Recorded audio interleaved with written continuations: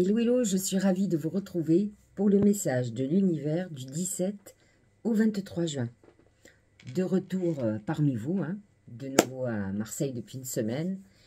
J'en suis ravie et je peux de mon bureau vous faire cette guidance. Nous avons une semaine très chargée en énergie. Tout d'abord, nous allons changer de saison.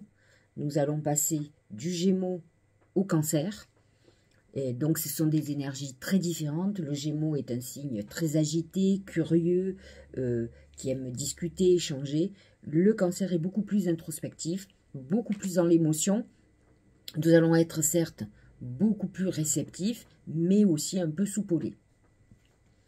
17 juin, donc dès lundi, un carré Vénus-Neptune.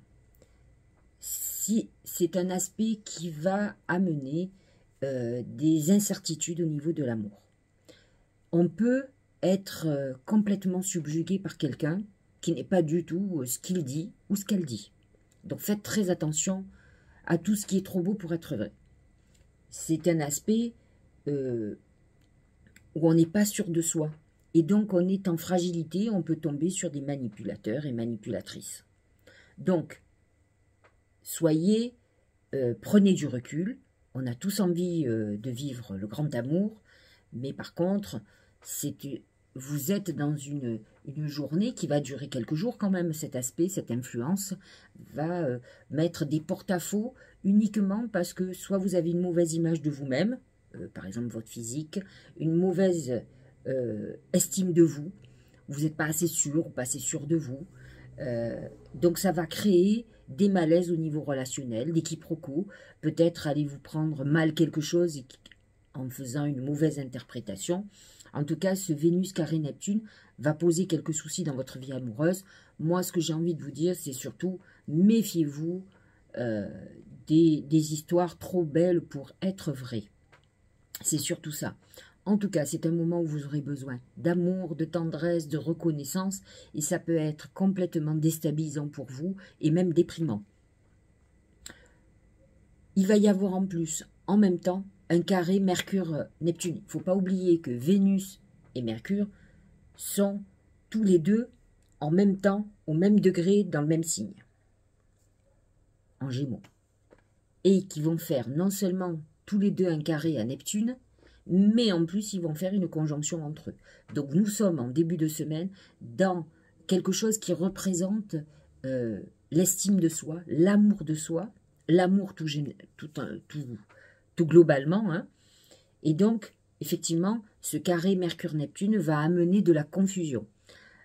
Alors, attention, ça peut amener des échanges difficiles, des quiproquos, justement des malentendus. Peut-être êtes-vous trop susceptible, rancunier, rancunière. Donc attention, les mots peuvent vous blesser, mais peut-être vous trompez-vous. Donc, vous savez, c'est facile de demander si vous avez bien compris. C'est pas grave. Il vaut mieux que la personne vous répète. Et à la limite, elle va prendre conscience qu'elle est en train de vous dire aussi. Et que vous n'êtes pas si bête que ça non plus, que vous avez compris ce que la personne a voulu dire. Mais parfois, et avec un carré Mercure-Neptune, il peut y avoir beaucoup de confusion, de quiproquos et en fait de malentendus tout simplement qui peuvent conduire à beaucoup d'autres choses. C'est une problématique pour l'imaginaire et pour tout ce qui est... on peut être dans une phase de trahison, de tromperie, de mensonge, d'illusion encore une fois, où on peut vous dire blanc et faire noir. Donc attention, attention, ça touche surtout le relationnel et l'affectif. Et nous avons ensuite, en même temps, cette conjonction Mercure-Vénus qui va vous pousser justement à rencontrer l'autre. Vous aurez des envies d'amour, vous aurez envie de discuter, d'échanger, de sortir. C'est un moment où on a envie de faire plein de choses. C'est un bon moment pour effectivement exprimer vos sentiments. Faites très attention. Étant donné les aspects négatifs qu'il y a en même temps que cette conjonction, ne déclarez pas votre flamme à quelqu'un qui finalement ne vous prête que peu d'intérêt. Quand quelqu'un est intéressé, même s'il est ou elle est timide, vous ressentez un intérêt. Vous pouvez avoir l'impression que l'autre, s'il sait, il va s'ouvrir, mais croyez-moi, quand il y a une attraction mutuelle. L'un et l'autre, on le sent, on sent qu'on n'est pas très à l'aise. Et on voit que il faut effectivement qu'il y en ait un des deux qui se lance à l'eau. Mais quand vous avez quelqu'un qui finalement ne s'intéresse pas vraiment à vous, on le sent aussi. Donc ne rentrez pas dans un truc ou ne vous engouffrez pas dans une déclaration d'amour enflammée de quelqu'un qui finalement, vous savez très bien au fond de vous sa réponse. Vous avez peut-être besoin de l'entendre, ça c'est autre chose. Mais en tout cas, ça peut être problématique. Donc c'est vrai que cette conjonction Mercure-Vénus apporte aussi beaucoup de douceur dans les propos. Ce qui est très ennuyeux, c'est cet aspect de carré derrière. C'est deux aspects en même temps. Mais par contre, cet aspect de conjonction peut vous amener un cadeau, de l'argent qui arrive. C'est un bon moment pour faire des bonnes négociations, malgré l'aspect négatif. Donc, soyez très très vigilants. Si vous faites très attention, ça devrait bien se passer. Dès que cette conjonction est faite, de toute façon, elle va perdurer, puisque Mercure et Vénus rentrent dans le Cancer en même temps. Et là, ils vont continuer leur conjonction, puisqu'ils vont être à 0, 1 degré en même temps. Mais ils changent d'énergie. Autant Mercure et Vénus en Gémeaux étaient beaucoup plus légers, beaucoup plus dans la discussion et les échanges, autant Mercure et Vénus dans le Cancer sont beaucoup plus doux, beaucoup plus introspectifs, timides, dans la réserve, peur de souffrir, et beaucoup plus dans un amour très romantique. Le Gémeaux, il est beaucoup plus léger, ça ne veut pas dire qu'il ne peut pas être romantique, il peut être romantique beaucoup par les mots, et peut-être un peu moins par les actions. Donc c'est un moment, effectivement, cette conjonction Mercure-Vénus en Cancer, lorsque tous les deux vont rentrer, c'est le même jour, c'est à quelques heures près, hop, ils changent de signe en même temps. Et c'est vrai que vous aurez besoin de clarifier des sentiments, d'exprimer des sentiments. On est dans une douceur très importante, mais on est dans du romantisme. Donc il va falloir que, effectivement, vous aligniez vos pensées intuitives et amoureuses avec la parole, les actes aussi, les actions. Donc c'est un moment où effectivement les communications seront beaucoup plus sincères, beaucoup plus douces, beaucoup plus portées vers l'amour. C'est là besoin de construire aussi, ça peut être un moment, selon l'âge que vous avez ayez envie de faire un enfant par exemple, de construire les fondations de votre couple. Le 20 juin, Soleil carré Neptune, Soleil encore en Gémeaux, carré Neptune. Alors il arrive, le Soleil est à 29 degrés du Gémeaux et il se met pile en carré avec Neptune qui est en Poisson. Ça peut, c'est un moment où vous pouvez tomber malade, vous pouvez vous sentir déprimé, fatigué. C'est un moment où on est beaucoup plus sensible, où on n'aura pas envie de travailler, on n'est pas du tout enthousiaste, on est un peu au bout de sa vie. C'est des moments où on peut avoir des allergies, des problèmes respiratoires, c'est des moments de confusion et de déception. Donc, vous voyez, à la fois, vous avez des aspects, des changements d'énergie très importants, mais vous avez quand même beaucoup de carrés, puisque, effectivement, le Gémeaux est en carré avec le Poisson. Et là, on est en train de se prendre, comme le Gémeaux arrive, le Soleil en Gémeaux arrive à sa fin, Mercure et Vénus en Gémeaux est arrivé à sa fin. Effectivement, tant que les planètes ne vont pas dans un signe d'eau qui est en harmonie avec Neptune, on prendra des aspects négatifs à Neptune, qui est...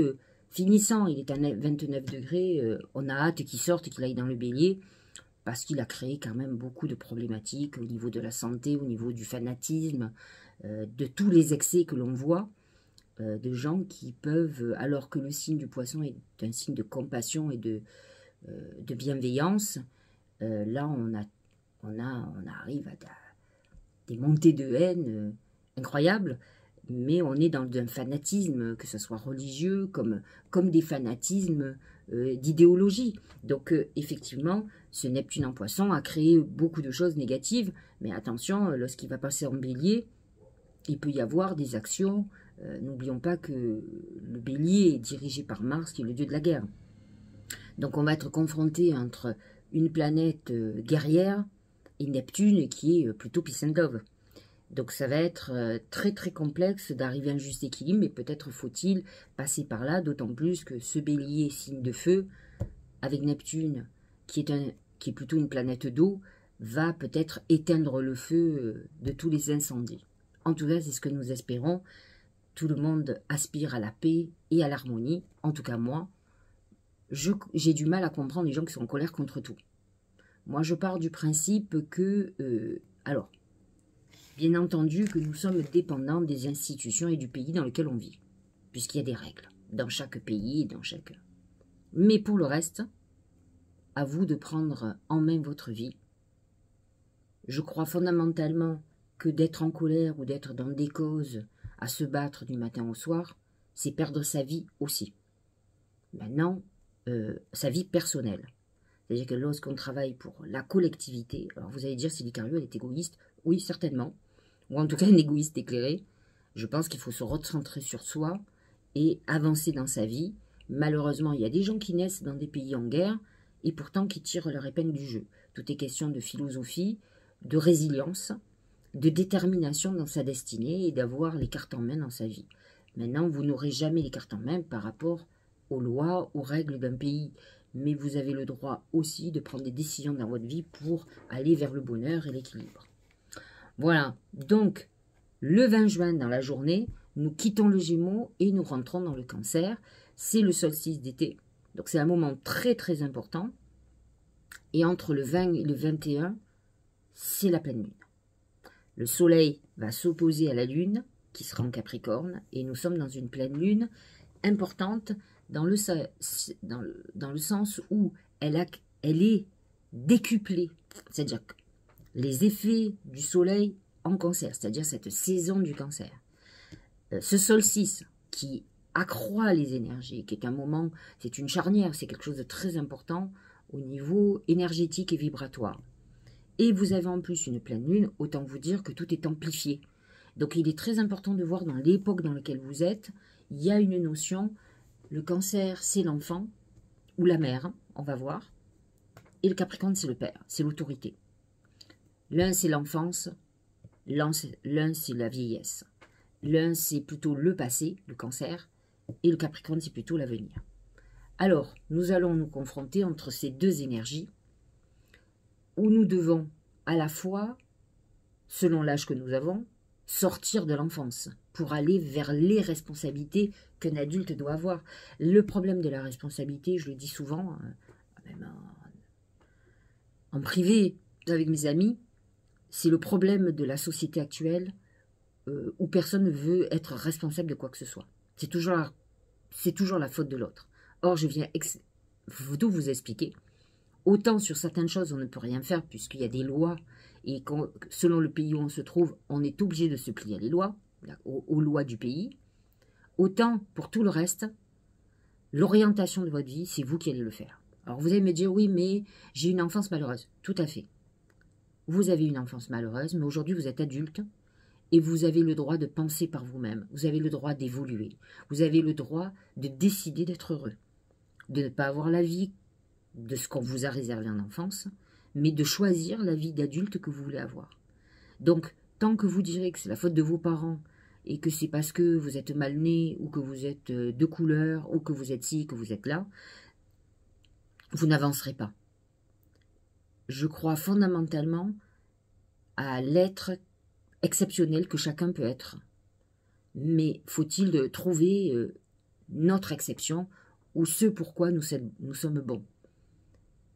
Donc, c'est pas... Par exemple, moi je n'ai jamais eu l'ambition d'être riche. Mais j'ai besoin d'avoir une sécurité et d'avoir la paix. Je suis quelqu'un qui ne supporte pas d'entendre crier, je ne supporte pas les conflits. Et j'essaye, dans ma vie, d'éliminer, mais radicalement, tous les gens qui me parasitent. Ceux qui me connaissent savent que, à partir du moment où je coupe les ponts avec quelqu'un, pour moi, il n'existe plus, je n'y pense plus.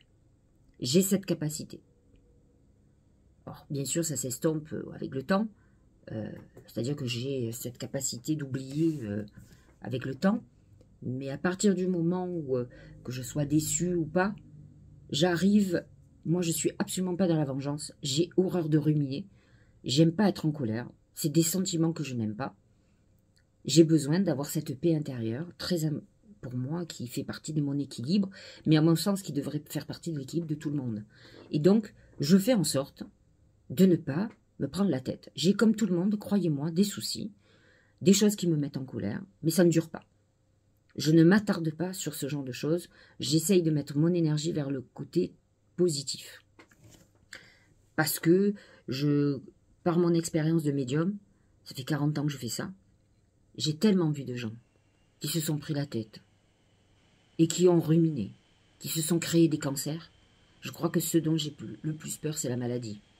Et si effectivement, la règle, c'est de ne pas se parasiter, se prendre la tête avec des trucs, ou surtout, on ne peut rien faire.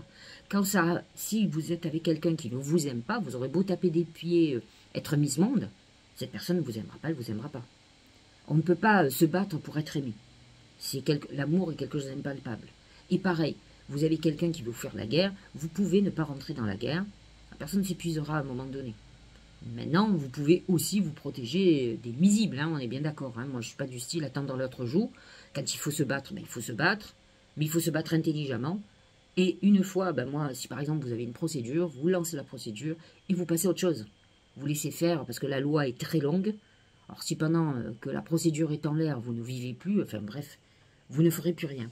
Donc voilà, ça c'est ma philosophie de vie. J'avoue que j'y arrive très très bien.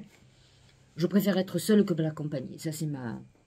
Donc, j'ai appris que effectivement on ne peut pas être aimé par tout le monde. S'il y a des gens qui finalement ne m'apprécient pas et qui préfèrent ne pas être dans mon environnement, mais je ne me battrai jamais pour qu'ils restent. En plus, je me dis que comme j'ai mes guides qui me protègent beaucoup, si quelque part ils ont éloigné ces personnes de moi, c'est qu'il y avait une très bonne raison positive pour moi. Et je ne cherche pas plus loin. Souvent, je dis à mes clientes, mais vous avez toutes les preuves que votre mari vous trompe, mais vous voulez qu'il vous l'avoue. Moi, j'avoue que ne serait-ce qu'avoir des doutes, je crois que je prends mes valises, je m'en vais. C'est terrible d'être torturé du matin au soir par le doute. C'est encore un sentiment que je n'aime pas. Et pour m'apaiser, je préfère m'en aller. Même si je me trompe.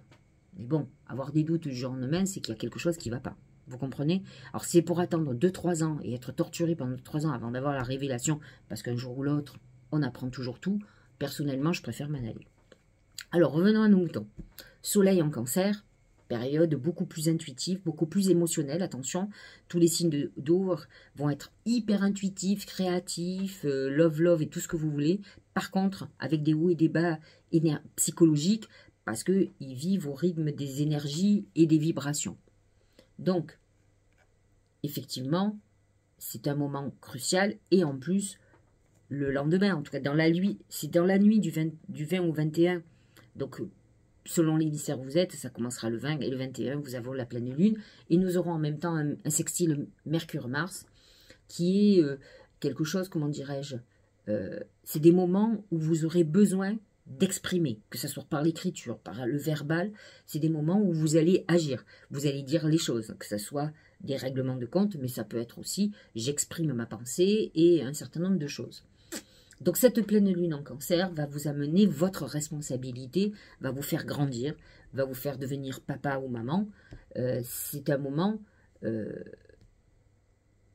où effectivement vous allez apprendre aussi que si vous êtes dans des périodes d'épreuve, il va falloir que vous soyez persistant pour arriver comment dire, à réaliser tout ce que vous devez réaliser. Le Capricorne est persévérant et il sait qu'il est déterminé, il a un but et il va jusqu'au bout de tout ce qu'il doit faire. Donc c'est un bon moment pour prendre des décisions dans votre vie, pour guérir de certaines choses. C'est une bonne pleine lune pour vous engager vers des projets nouveaux, vers des nouvelles activités, vers des choses nouvelles. Donc, on est dans cette phase-là. Voyez ce qui se passe dans votre vie, ce qui est en train de changer de façon très importante. Voilà pour cette semaine. Voyons ce que les oracles ont à nous dire. C'est le pont. Le pont représente la transition entre le passé et l'avenir. Je trouve que ça représente bien cette pleine lune. Le Cancer qui représente le passé, l'enfance, et le Capricorne l'avenir. Donc faites, on est souvent, enfin moi je fais partie de cette génération, alors tous ne disent pas, où je disais que c'était bien mieux avant. Alors vous allez dire, mais non, mais c'est pas vrai. Si, c'est vrai. Moi j'ai eu une enfance, comme beaucoup de gens, on a eu une enfance heureuse, on allait en boîte, on dansait, on était insouciant, on était libre de faire tout ce qu'on voulait. Et aujourd'hui, c'est l'opposé. Qu'on soit pas libre pour tout, je suis d'accord, mais quand on voit la difficulté... et je trouve qu'il y a beaucoup plus de malveillance. On était on ne se sentait pas en danger comme on est en danger. Il a toujours existé certaines choses, mais pas autant, je trouve. Donc effectivement, on est dans cette transition et c'est souvent des moments de bilan. C'est des moments où on doit dire, voilà, ça du passé, je veux le conserver et ça de l'avenir, c'est ça que je veux faire. Je veux faire ce qui était bon dans le passé, le conserver, le modifier, le réactualiser si vous voulez, pour aller vers un futur meilleur. Donc à vous de voir, et ce dont vous devez vous libérer aussi du passé, qui est obsolète, qui ne correspond plus à ce que vous êtes surtout, et avancer.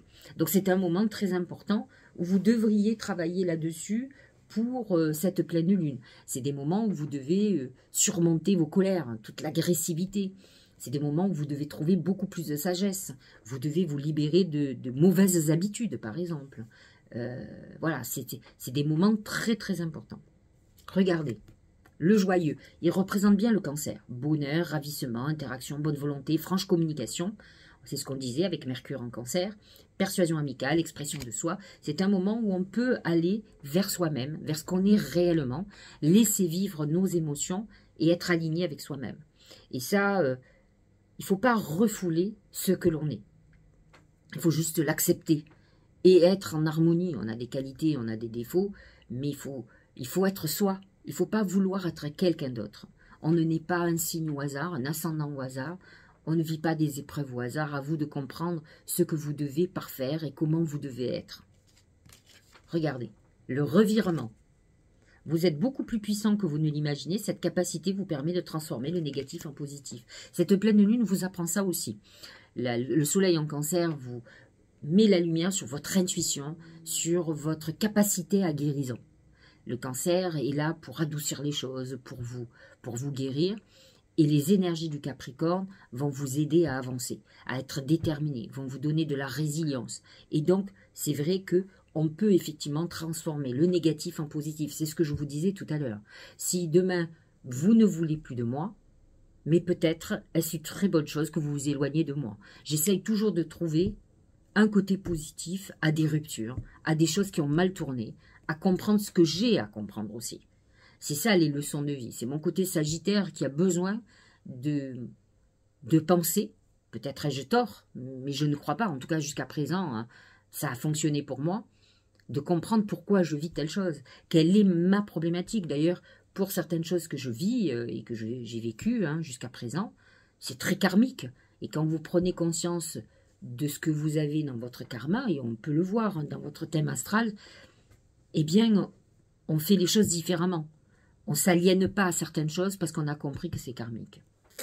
Regardez, dernier oracle. Le temple intérieur, c'est complètement le cancer. Et en plus, la lune qui est dirigée par le cancer, qui va être en Capricorne, vous amène cet intérieur très important parce qu'en fait, tant que vous n'êtes pas en harmonie avec vous à l'intérieur, dans cette harmonie, dans cette paix dont je vous parlais tout à l'heure, vous verrez que votre vie sera le chaos. C'est d'abord votre équilibre intérieur fera de toute façon, par exemple, moi je l'ai vécu, je suis arrivée à cette sérénité, par la prière, par un gros travail sur moi, j'aurai encore, on évolue toute une vie, j'ai pas dit que j'avais plus de défauts, c'est pas ça du tout. Mais quand, par exemple, moi en tant que femme, on rencontre un homme, il doit être un plus. S'il est là pour vous perturber, alors que vous avez acquis cet équilibre à l'intérieur de vous, mais vous n'acceptez pas que quelqu'un ou qui que ce soit déstabilise cet équilibre. Vous rejetterez une relation toxique, quelle qu'elle soit, amoureuse, amicale, parce que vous êtes tellement bien qu'égoïstement, vous ne voulez pas qu'on vous déstabilise ça. Donc vous irez obligatoirement vers des gens qui seront, moi j'appelle ça les cerises sur le gâteau. Le gâteau, c'est vous.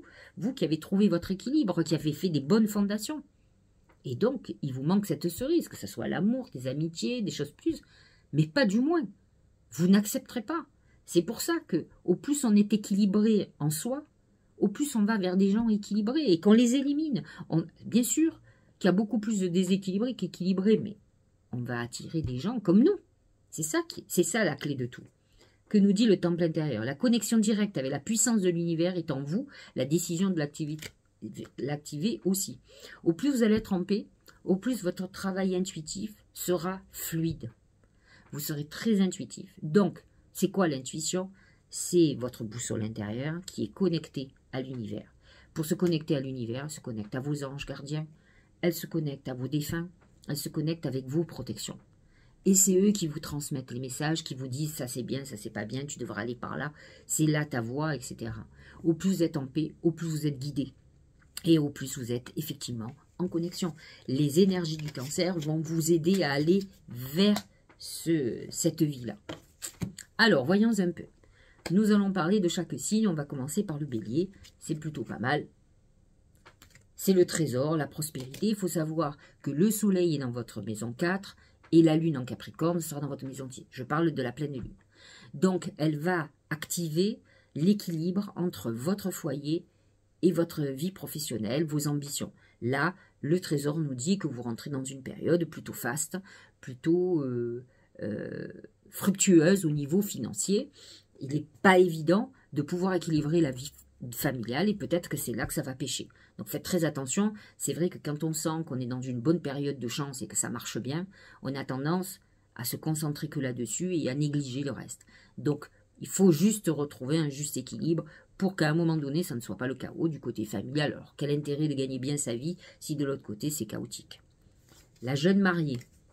Situation compromettante, subordination, victime de la séduction, manipulation, faible estime de soi. C'est un moment où vous pouvez céder à la tentation de la tromperie. Mais vous pouvez aussi la subir. De toute façon, comme je vous ai dit, à partir du moment où il y a un déséquilibre entre le foyer et vos ambitions, si vous en êtes responsable, vous pouvez avoir un mari ou une femme qui vous trompe, qui s'est senti délaissé, rejeté. Donc prenez votre part de responsabilité, on retourne à la responsabilité. Maintenant, si c'est vous qui trompez, eh bien c'est vous qui allez certainement créer le chaos. Dites-vous qu'avec un oracle comme ça qui ressort, c'est que ça ne restera pas caché. Taureau, c'est le rat. Le rat représente quand même tout ce qui est problème de santé, problème d'argent, somme à payer, etc., qui vous tombe, période où on ne travaille plus, perte professionnelle d'emploi et on a des soucis d'argent. Donc, il faut savoir que la pleine lune est positionnée entre votre maison 3, c'est l'axe 3-9, c'est un axe hyper bon au niveau de la communication, hyper connecté, donc cette pleine lune est très importante pour vous pour faire des vœux. Vous serez hyper connecté et à mon avis, vous en avez besoin. La beauté de ce qui est petit, découverte de l'extraordinaire dans l'ordinaire, maintien de la simplicité, ralentissement, grande attention, discrétion, sensibilité aux détails. À vous de prendre du recul plutôt que de vous positionner en victime et de voir exactement dans la simplicité ou redevenir simple. Peut-être avez-vous à un moment donné perdu la notion de la simplicité et qu'aujourd'hui les galères qui vous arrivent sont liées, peut-être vous avez pris la grosse tête ou vous avez été emporté par certaines choses, vous avez senti le roi du monde ou la reine du monde et vous avez fait de grosses erreurs et là Jupiter qui est passé dans votre signe, c'est la justice divine aussi. Alors vous allez dire ouais mais c'était mon année, bah oui mais une année où la justice s'applique donc effectivement ça peut être très compliqué. Gémeaux. C'est le corbeau. C'est des mauvaises nouvelles, c'est une énergie, quelqu'un qui va vous donner des nouvelles cette semaine, qui peuvent être très problématiques, des choses qui vont vous contrarier. Attention, c'est très intéressant de noter qui va se manifester, parce que le corbeau est un messager, et ça serait intéressant de voir qui est cette personne néfaste, qui va vous donner des nouvelles. L'union. Union, coopération, solidarité, appartenance, travail d'équipe, participation et choix. Cette pleine lune, pour vous, est positionnée dans l'axe de 8, qui est l'axe financier. Donc, vous êtes dans une phase, effectivement, où cette pleine lune, vous pouvez faire des vœux par rapport à tout ce qui est argent. L'union représente le travail d'équipe, mais aussi une relation amoureuse très importante. Vous êtes dans une semaine où c'est l'amour peut-être qui va prendre le dessus. N'oublions pas que c'est quand même Jupiter est dans votre signe et que même si c'est la saison du cancer, que votre saison est terminée, vous démarrez l'année et là vous allez prioriser sur cette année, sur les 12 années à venir et donc à vous de voir ce que vous allez prioriser. Cancer.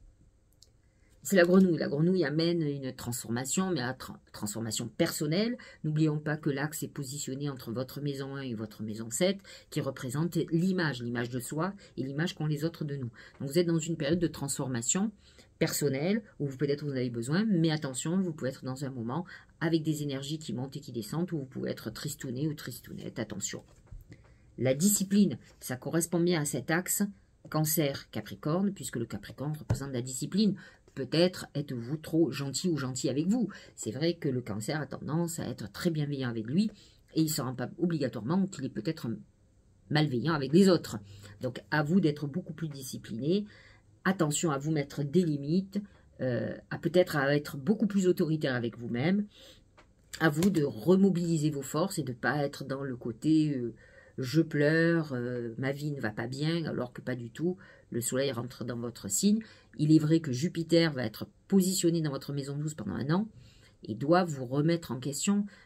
Donc à vous de voir quelles sont vos failles et à travailler justement, à mûrir, à grandir, et cet axe vous le demande. Lion, c'est la bougie. La bougie représente les prières, les défunts.